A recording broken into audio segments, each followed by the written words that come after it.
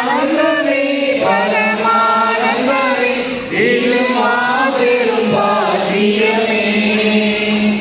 ஆனந்தமே பரமானந்தமே இது மாபெரும் பாக்கியமே.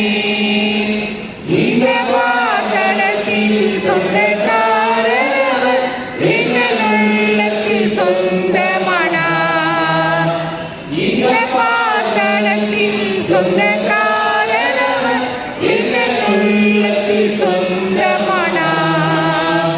சிறு வயதில் என்னை கூர்ந்து விட்டார், தூரம் போயிலும் கண்டு கொண்டார். சிறு